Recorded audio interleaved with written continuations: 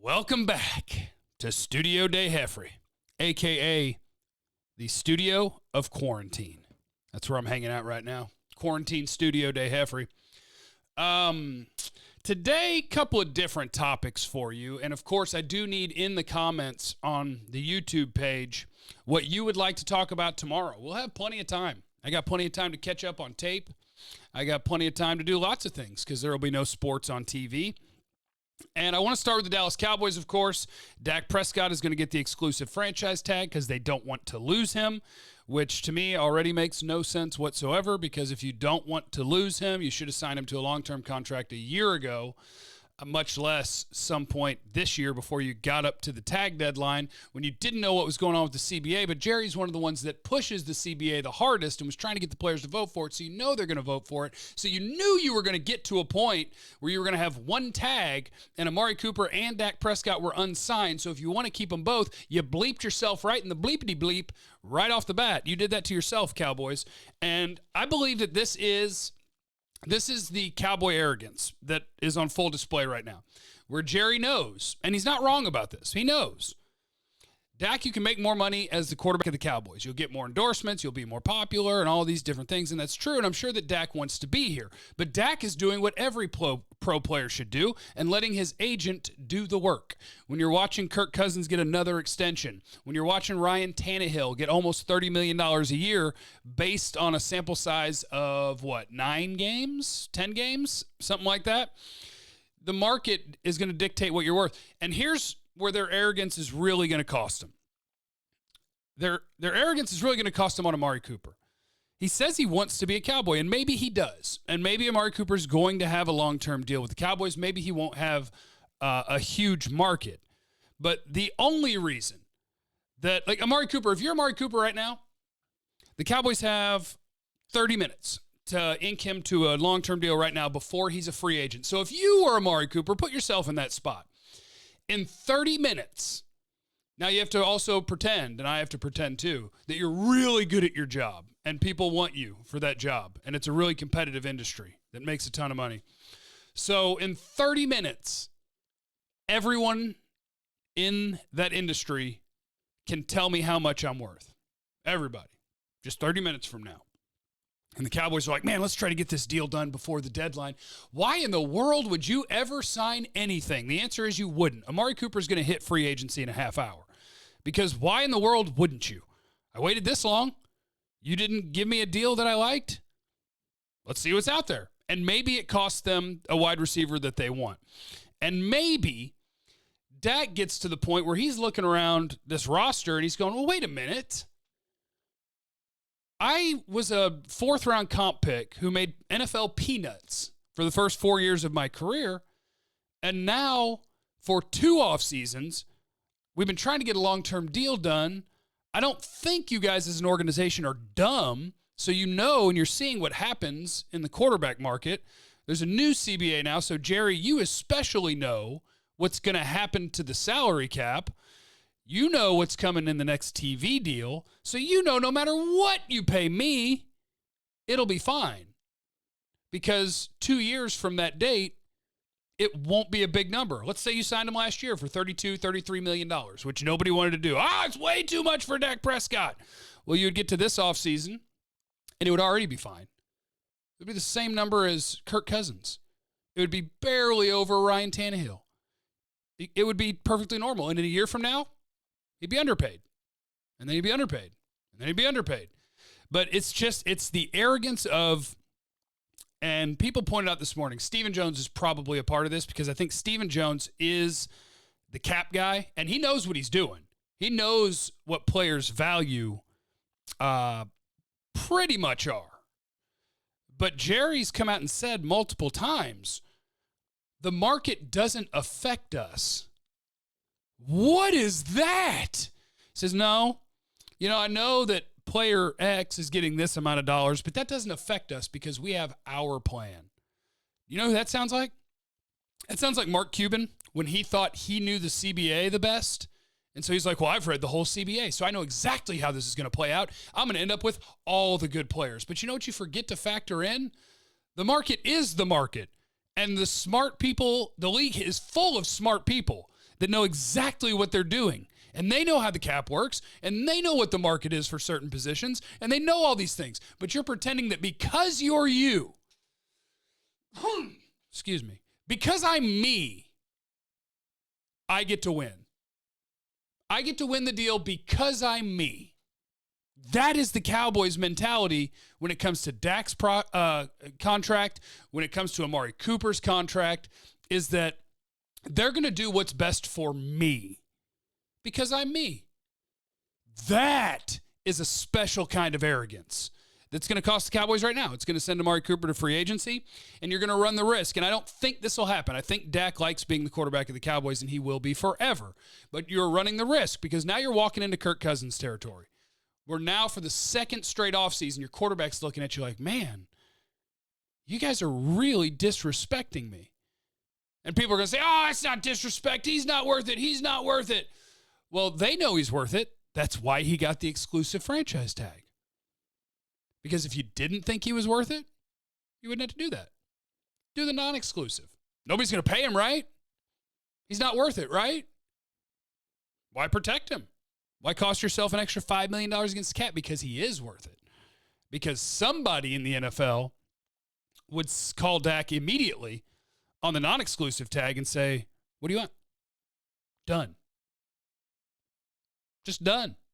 So, I mean, for a team that was willing to, and they weren't willing to lose, they tried not to lose, but for crying out loud, you paid the running back. With 2 years left on his deal, you folded to the running back. So, Dak, if you're listening, and I know, Dak, you check out this channel all the time. Dak, if you're listening, don't show up. Just don't. He won't skip training camp, but skip everything before then. You got a new head coach. We're going to try to marry him and Kellen Moore's ideas. You probably need your quarterback there for that. So, no, I won't be there. That's the way I would do it. No. If you want me to be a part of it, give me my contract. Because you paid everybody else. Jalen sells jerseys. Jalen gets a deal. Zeke sells jerseys. Zeke gets a deal. I sell the most jerseys. Like, I'm sorry that the number is higher than those other two positions, but I'm 10 times more important than those guys. So, yeah, the Cowboys' arrogance is going to hurt them right now. We'll see what happens with Amari Cooper. I should probably just refresh Twitter to see if anything's official. But I guarantee you he's going to make it to free agency. Nobody's stupid enough to sign a contract with 60 minutes before they're a free agent. Like, oh, yeah, sweet, thanks. So there's the Cowboys stuff. And now I want to move on briefly excuse me, to the Tennessee Titans. They got a long-term deal done for Ryan Tannehill, who I'm probably one of the few that is quite all right with that, because I think in Miami, that organization was pretty trash. The roster was pretty trash. And Tannehill played okay. He's always been one of those guys that I was a fan of that nobody else was. So in Tennessee, when he had a better situation, I'm not stunned that he played well. Now, the level that he played at, he won't do that again. He'll regress a little bit. But Ryan Tannehill, if you're faced with this situation, the Titans did exactly what you should do. Almost. I guess they did what I would understand. Quarterback gets paid. Quarterback, $118 million. Running back, who everybody's going to say, oh, Derrick Henry's the engine. Derrick Henry made that offense go. They say that about running backs all the time, and then a different running back takes his spot, and now he's the engine because none of them are all that different. It's a matter of scarcity. There are 100 capable running backs. There are like 15 to 20 capable quarterbacks. Don't pay the running backs. Don't do it. And that is kind of pocket watching on my part. But whatever. It's smart team building. Don't pay the running backs. So Tennessee, what did? They paid the quarterback. They tagged the running back, which to me, that is that's the compromise. We know no matter how good you are at running back, a long-term deal is not going to work out in our favor when it comes to team building. We know we're lost without the quarterback, and so that's the way that we do it. And it's a smart way to do it. Sign Tannehill to an extension. tag Derrick Henry, get one more year out of him, and then figure out what you want to do at running back because they're replaceable. Here's my exercise for when you say, no, but Derrick Henry's the best running back. Did you say that 12 months ago? Who was the best running back 12 months ago? That's the fun part to watch because it happens very, very quickly. Le'Veon Bell was no doubt the best running back in football. He was the best. So was Zeke. So was Saquon Barkley, Christian McCaffrey, maybe Kareem Hunt for a while. Now the guy that nobody talks about that is one of the best running backs is Nick Chubb. The running back doesn't dictate who the best running back is. How you use them, how you block for them, how good your quarterback is, that determines how good your running back is. Zeke was 4.5 a carry this year. Is Nick Chubb half a yard better, talent-wise, than Zeke? I'll tell you the secret you don't want to know. Maybe. Chubb's really good. But that's the point. Just find another guy. Why would you ever invest $10 to $15 million a year when you have a finite amount of spending you're allowed to do? Why would you ever spend $10 to $15 million a year when you could replace that dude for $800,000? Doesn't make sense. And if anybody wants to take shots at me like, whoa, yeah, what if your job did that? They should. They should. If you think that you can get the same results or similar results and save a ton of money, you should. I don't play running back. Remember to leave in the comments what you want to talk about tomorrow. Let me see if there's anything else I need to get to today. Oh, a draft question. Oh, and I want to mention the NFL draft. So the draft, they're still going to hold it. That's the announcement today. They're still going to hold the draft on the same dates. They're going to cancel the events around it. So we'll see how it looks logistically, and I'm for it. I've seen the take that it's irresponsible for the NFL to have free agency go on, and it's just the wrong thing to do or a bad look or the optics aren't good for NFL free agency to go on and for them to hold the NFL draft. Like, oh, that's so cocky and arrogant, you elitist NFL. I welcome it.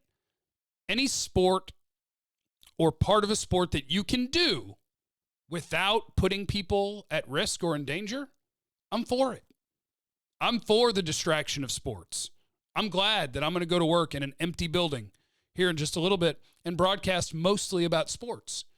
It's a welcome escape. If you're sitting at home quarantined, you don't want your NFL news, you don't want to have the NFL draft held, we don't have to put players in the building, we don't have to put a big crowd anywhere. No, cancel all that crap. But we can sign free agents with phone calls and Skype and FaceTime. We can have an NFL draft without anybody being in the same building. We can do those things. I love the distraction of sports. It's why I ended up in sports radio, because that was what I did all the time, was just listen to sports radio all day. It's a great distraction from life. It's incredible. So I'm glad that they're doing that. Troy Reynolds, he said, not a dig at your draft. I'd like to know why there's several players you like on the board. The common conception is trade back and let the field clear out. Why wouldn't you just figure out which one you like best and take him? It is a really good question. And the answer goes something like this. Me and everyone else who scouts players, for the most part, we're too confident in our evaluations.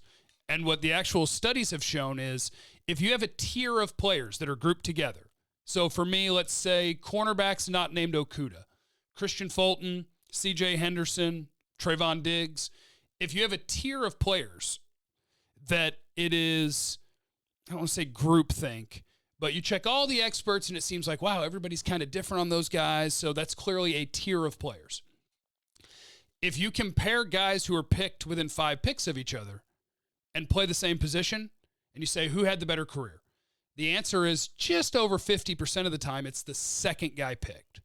So you're kind of flipping a coin. Now, if you take what all the experts are saying and you develop those into tiers, this is a study that my guy Pro Football Focus did. If you drop a tier to a different tier of guys, now you are going to pick the worst player. That's what the studies have shown. If guys are picked close to each other that play the same position, flip a coin. If you skip down a tier, now you got a problem. So in that case, I'm talking about trading back because I have a tier of corners. And if I let that play out and just pick one of them because I liked them all, you're just really nitpicking to try to get them in order, then the odds are you're going to get a very similar player and an extra pick. Just don't skip down from a first rounder to a second rounder, because now you're skipping tiers and you're going to be wrong. All right, in the comments, make sure you're leaving what you want to talk about tomorrow. Subscribe to the page, youtube.com/Jeff Kavanaugh, Studio Day Quarantine, and check 1053thefan.com every day. I love you.